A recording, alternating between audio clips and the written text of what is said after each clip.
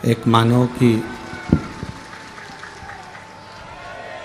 देह ही केवल एक ऐसी देह है जिसमें हम भगवान की अविरल भक्ति को प्राप्त कर सकते हैं।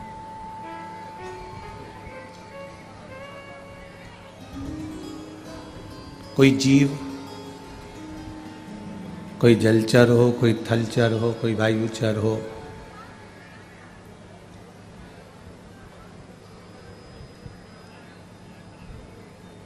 ये सारे भूमंडल पर रहने वाले जितने जीव हैं, ये भगवान की भक्ति नहीं कर पाते हैं। कोई जलचर होगा, कोई थलचर होगा, कोई वायुचर होगा, ये भगवान की अविरल भक्ति प्राप्त नहीं कर पाते।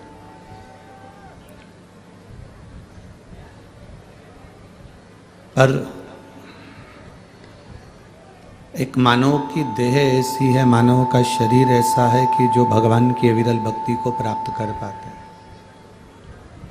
अब तो यहाँ की भी आवाज़ नहीं खुली है, फिर क्या सीटी मार रहा है? पीछे की आवाज़ खोलो ना, पब्लिक को दिक्कत हो रहा है।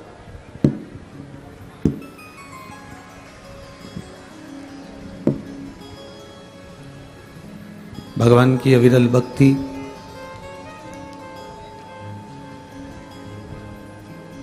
केवल एक मानव का शरीर केवल एक शरीर है। जो मनुष्य का शरीर भगवान की अविरल भक्ति की ओर अग्रसर होता है।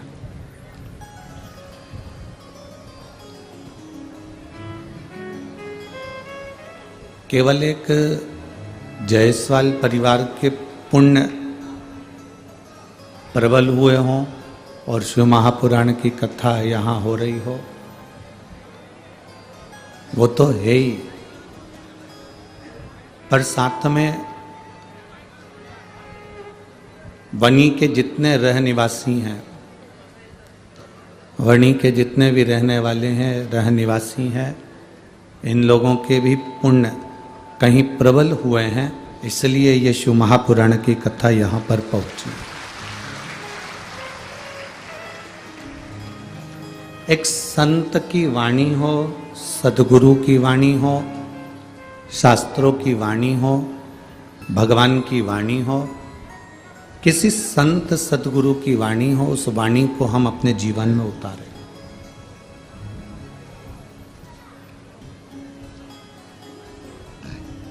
शिव महापुराण की कथा केवल हमें सुनना नहीं है। सुनना किसको कहते हैं कि यहां से सुनी, यहां से निकाल दी। एक कान से श्रवण करी, दूसरे कान से निकाल कर बाहर कर दी, इसको सुनना कहा गया, इसको श्रवण कहा गया। पर शिव महापुराण की कथा को केवल सुनना नहीं है, शिव महापुराण की कथा को अपने भीतर धारण करना है, अपने भीतर उतारना है, अपने भीतर, अपने अंदर उसको धारण करना है।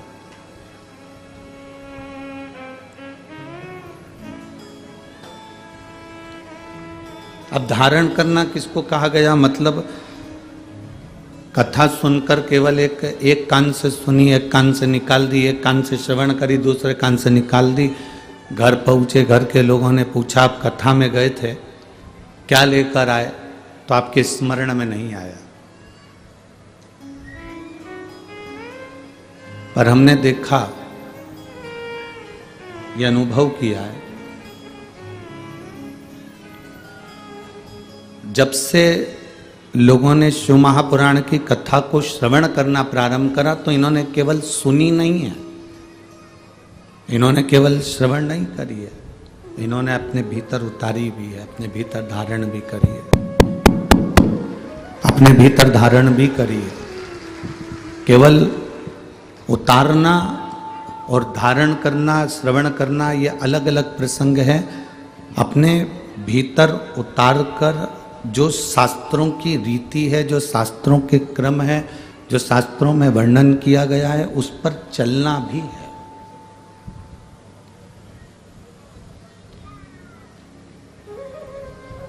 अभी तक लोग जितनी कथाएं सुनते थे, कथा श्रवण करते थे, वो सारी कथा लोग केवल सुनते थे पर अंदर धारण नहीं करते थे।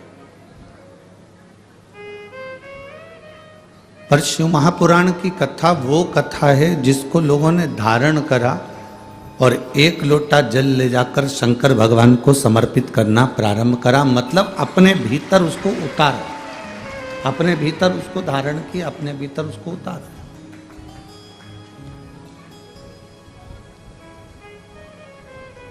और आज छोटे से छोटा बच्चा क्यों ना हो, छोटे से छोटा व्यक्ति क्यों ना हो, छोटे से छोटा एक बच्चा 5 साल का, 6 साल का, 10 साल का बच्चा भी हाथ में एक लोटा लेकर शिव मंदिर जाने के लिए जागरूक है।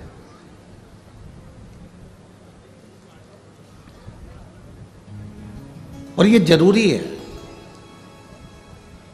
आप गुरु के दरवाजे तक जा रहे हो, गुरुद्वारे तक जा रहे हो, आप मंदिर के द्वार तक जा रहे हो, मंदिर के द्वार तक पहुंच रहे हो, आप किसी संत सदगुरु की शरणागति तक पहुंच रहे हो, तो ये एक आपके जीवन का एक आनंद है।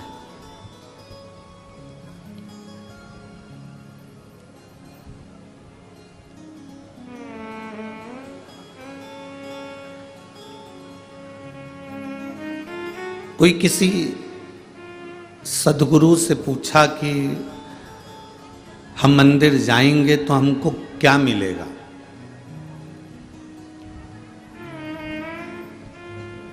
हम मान लो मंदिर गए तो हमको क्या मिलेगा? एक सदगुरु से किसी ने पूछा, एक संत से, एक सदगुरु से, एक गुरु से, एक साधु से, एक तपस्वी से, एक साधक से, एक उपासक से किसी ने पूछा, क्या मान लो हम मंदिर गए,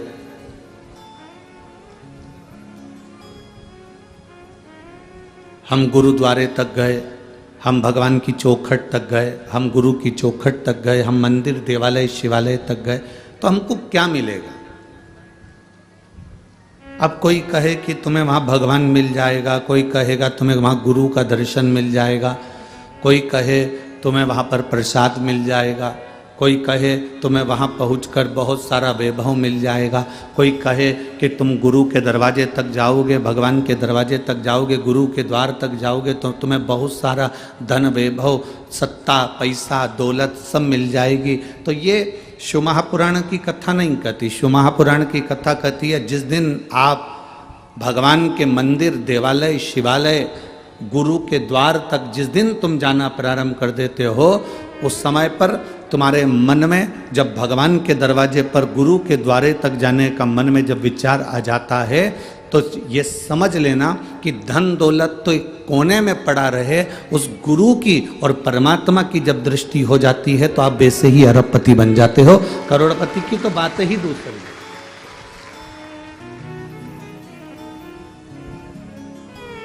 आप उसकी शरणागति के करीब में पहुंचे।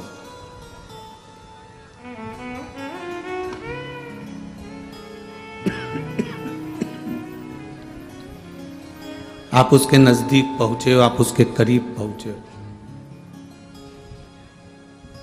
चलो एक बात और सरल भाषा में लो। एक छोटा सा पोता दादाजी की गोद में बैठता है तो उसकी जेब का पेन लेके उठता है। बोलो सही है कि गलत है? उसकी जेब में कोई डायरी रखी है तो डायरी निकाल लेता है। बोलो सही है कि गलत है? दादाजी की गोद में बैठा है तो मोबाइल रखा है तो मोबाइल निकाल लेगा, डायरी रखी है डायरी निकाल लेगा, पेन रखा है पेन निकाल लेगा। और दादी की गोद में बैठा है तो उसके पास में जो पर्स में डब्बियां रखी है, लौंग की डब्बी है, इलायची की डब्बी है, सुपारी की डब्बी है, तंबाकू की डब्बी है, उसके उसके उसके पर्स में, उसके बैग में जो जो सामान होगा, छोटा सा बैग है तो उसकी चेन खोलेगा, दादी के पास बैठेगा, माँ के पास बैठेगा, चेन खोल के उसमें जो जो सामान होगा, उसका भले वो लाली लिपस्टिक क्यों ना, जो भी सामान उसके बैग में होगा वो उस बैग में से निकाल ले। बोलो सत्य है कि गलत है? जम के तो बोलो जरा। ठीक है। दादाजी की गोद में बैठा तो दादाजी का कुछ ना कुछ सामान लेके उठा, दादी की गोद में बैठा तो दादी का कुछ ना कुछ सामान लेके उठा। नानी की गोद में बैठा तो कुछ ना कुछ सामान लेके उठा, नाना की गोद में बैठा तो कुछ ना कुछ सामान लेके उठा। उसी तरह हम सबके दादा दादी नाना नानी वो एक, वो ईश्वर, वो परमात्मा, वो मेरा ओघड़दानी, वो शंभु, वो भोलेनाथ, उनकी गोद में जब हम बैठते हैं तो कुछ ना कुछ लेकर उठते ही हैं, खाली उठते ही नहीं।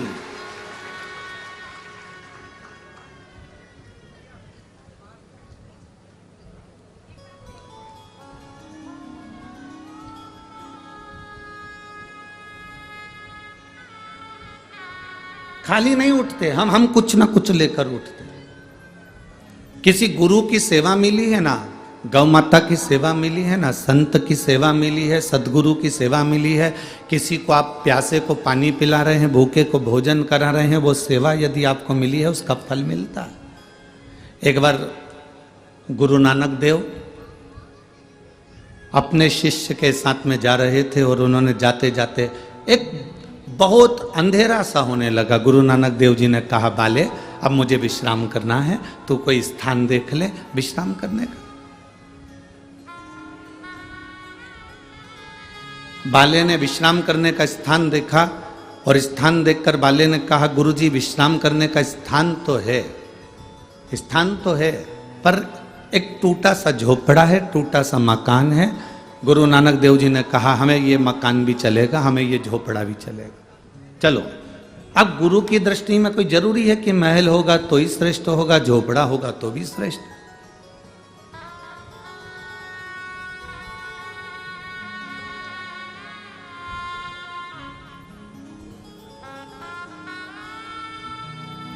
बड़ा महल हो उसमें ज्यादा भजन होता है, या छोटा झोपड़ा हो उसमें ज्यादा भजन होता है।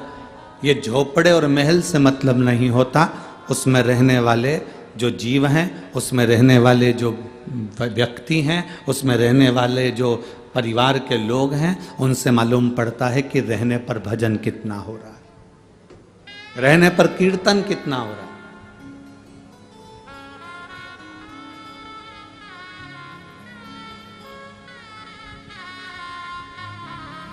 उसमें रहने वाला भगवान की अविरल भक्ति को कितना धारण कर रहा है।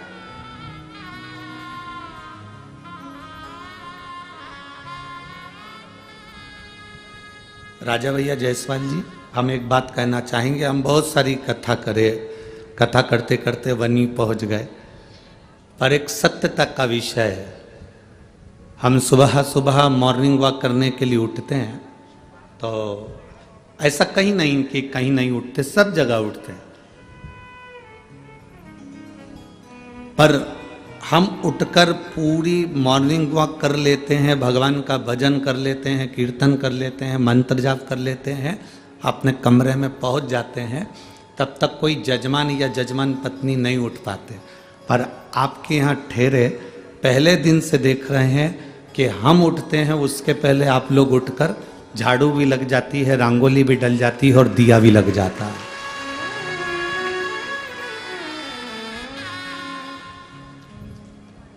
ये प्रभु कृपा।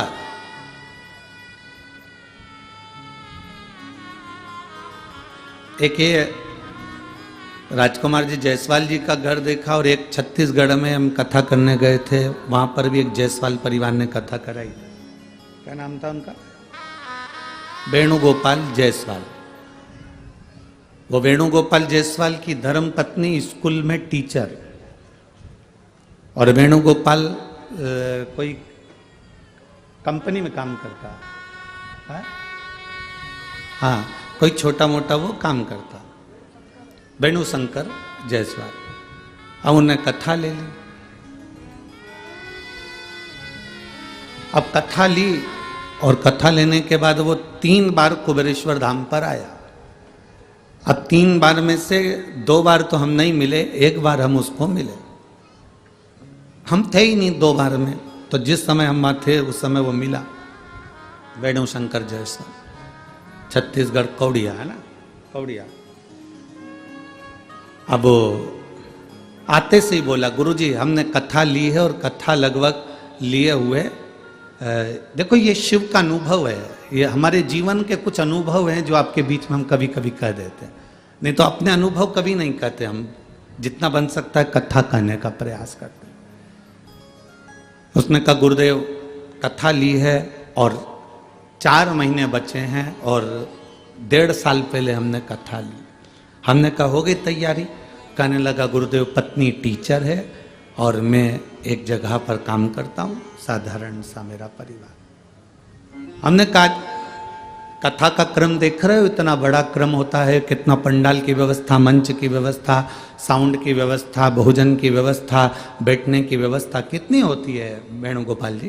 तो कहे गुरुजी पहले तो इतना नहीं था पर अब देखकर तो बहुत थोड़ा सा लग रहा है। हमने कहा क्या चाहते हो? तो कि बस कथा ली है, कथा हो जाए।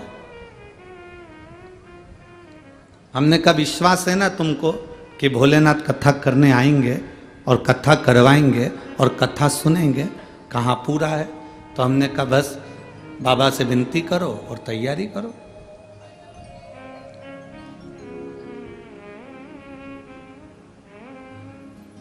गए, उनके दोस्त ने उनको कह दिया कि एक प्लाट खरीदना है और उस प्लाट में मैं चाहता हूं कि तू भी मेरा पार्टनर बन जा। उसने कहा पार्टनर तो बन जाऊंगा पर इतना धन नहीं है कुछ भी, थोड़ी सी पैसा कथा के लिए रखा है, शिव पुराण करवाना। तो कहा जो शिव पुराण के लिए रखा है चल वही लगा दे उसमें से। अब वो शिव पुराण का थोड़ा बहुत जो इकट्ठा करके रखा था वो प्लाट में लगा दे। वो प्लाट आ गया शहर के अंदर। शहर में ऐसी जगह आ गया कि उसको एक कंपनी को जरूरत पड़ गई। 4 महीने के अंदर ही कंपनी ने वो प्लाट करोड़ों में खरीद लिया और करोड़ों में खरीदा और बाबा की कथा। एक विश्वास की दृढ़ता होती है, एक भरोसे की दृढ़ता होती है।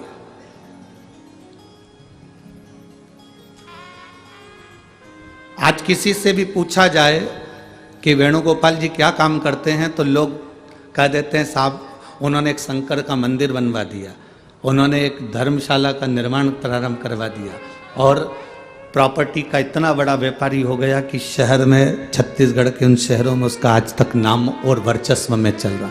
ये बाबा देने वाला, आपका तो विश्वास दृढ़ है। आप भरोसे के साथ कहते हो कि हम आपसे भी कहते हैं, यहाँ जितने कथा सुनने आते हो बाबा से तुम जब प्रार्थना करो, अपने दादा की जब गोद में बैठो, अपने बाबा की जब गोद में बैठो, तब उस समय तुम्हारा विश्वास इतना पक्का होना चाहिए कि शंकर कोई और नहीं, शंकर मेरा वो रब है, शंकर मेरा वो गुरु है, शंकर मेरा वो भाव है कि मैं उनकी गोद में जब बैठूंगा तो मेरा बाबा मुझे खाली नहीं छोड़ेगा। मैं उसकी गोद से जब उठूंगा तो कुछ ना कुछ लेकर उठूंगा।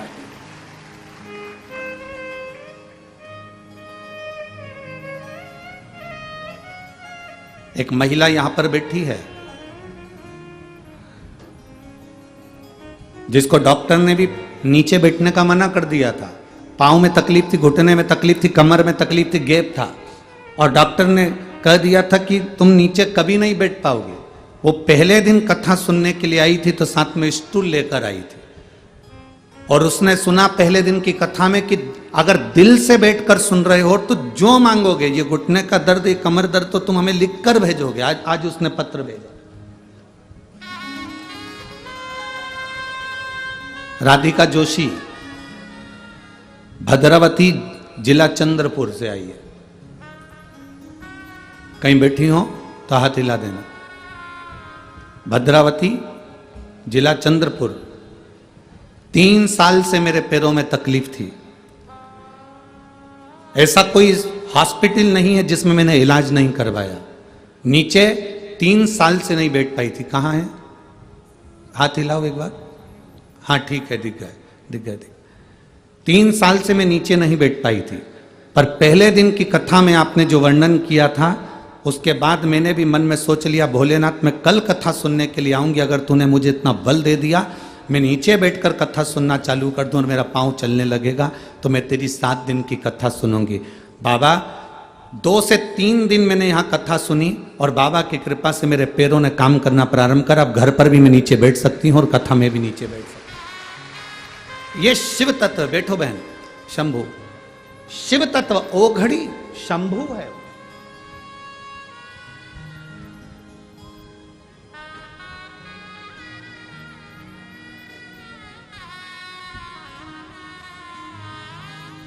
आप जब उसकी शरणागति में जाएं तो आपके भीतर अलग एक ऊर्जा होना चाहिए, एक ऊर्जा।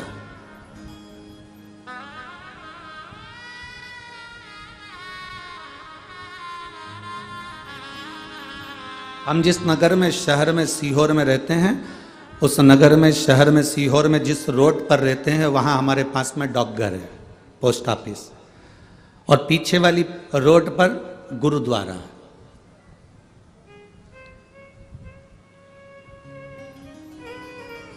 अब जब भी कोई गुरुद्वारे का दर्शन करने के लिए या वहां से जो भी प्रसाद लेकर हलवे का निकलता, और हम भी वहां जाते गुरुद्वारा दर्शन करने के लिए, और जब भी कोई, हम जब नहीं पहुंच पाते, कोई निकलता तो हलवे का प्रसाद हमको दे जाता। अब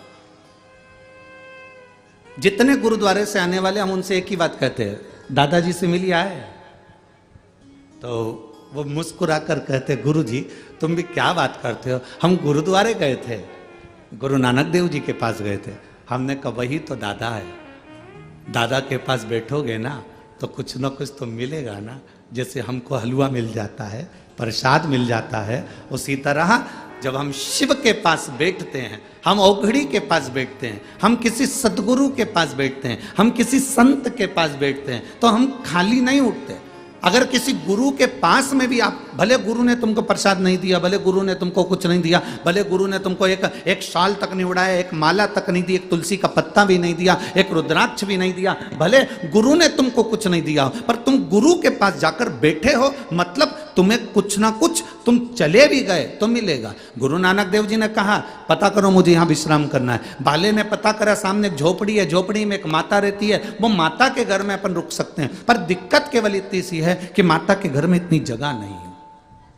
मत होने दो, अपने को क्या करना है, थोड़ी सी जगह में रुकना, रुकने की तैयारी करो।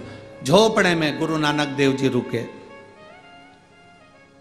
झोपड़े में रुके, और झोपड़े में गुरु नानक देव जी रुक कर जब वापिस चले, झोपड़े में रुक कर जब गुरु नानक देव जी वापिस चले, जाने के बाद गुरु नानक देव जी से बाले ने कहा आप इसको कुछ दोगे नहीं? गुरु नानक देव जी ने कहा रुक गए, प्रसाद पा लिया, बस चलो। अरे आप इतने बड़े गुरु हो, आप कुछ दोगे नहीं? गुरु नानक देव जी ने कहा बाले तू चल रहा है कि मैं जाऊं? गुरु नानक देव जी भगवान का राम नाम स्मरण कर चलते रहे, आगे बढ़े। 4 साल तक गुरु नानक देव जी उस गांव में नहीं गए। 4 साल के बाद गुरु नानक देव जी उस गांव में गए तो जहां झोपड़ा था वहां महल बना हुआ था, और बाले ने कहा गुरुदेव यहाँ महल? गुरु नानक देव जी से कहा पता करके आऊं वही बूढ़ी माँ रहती है कि कोई दूसरा रहता है। जब जाकर देखा तो वो बूढ़ी माँ गुरु नानक देव जी का इंतजार कर रही थी कि जिसने कदम रखकर मेरे झोपड़े को महल बना दिया वो गया कहाँ? वो गया कहाँ? आप शंकर जी के मंदिर में जाते हो तो आपके मन में आता है मैंने पशुपति व्रत करा, भगवान ने क्यों नहीं सुना? मैंने इतने साल जल चढ़ाया, मैं 4 महीने से भगवान को जल चढ़ा रही हूँ, मैं 3 महीने से भगवान को जल चढ़ा रही हूँ, मैं 6 महीने से भगवान को जल चढ़ा रही हूँ, भगवान मेरी सुनता नहीं है। गुरु जी तुम तो झूठ बोलते हो कि भगवान सुनता है। मैं तो 5 महीने से चढ़ा रही हूँ, मैं तो 3 महीने से चढ़ा रही हूँ, मैंने तो 2 बार पशुपति व्रत कर लिया, मैंने तो 4 बार पशुपति व्रत कर लिया, मैंने तो 8 बार पशुपति व्रत कर लिया, मैंने तो ये कर लिया, मैंने तो बेलपत्री चढ़ा ली, भगवान मेरी सुनता नहीं है। गुरु जी तुम कहते हो भगवान सुनता है, मैं साल भर से भगवान को जल चढ़ा रही हूं, भगवान मेरी नहीं सुनता। आपसे निवेदन है, गुरुजी ने जल चढ़ाने का बोला और तुमने जल चढ़ाना प्रारंभ करा, तुमने जल चढ़ाना प्रारंभ करा, कोई तुमने पाप नहीं करा। अगर आज तुम खड्डा खोद रही हो उसको खोदते जाओ, खोदते जाओ, खोदते जाओ, उस खड्डे में पानी जरूर निकलेगा, ये निश्चित है। उसको खोदना पड़ेगा, जाते जाओ जाते जाओ, उसके दरवाजे से तुम्हें कृपा जरूर मिलेगी, उसकी दया जरूर होगी, उसकी कृपा दृष्टि जरूर होगी।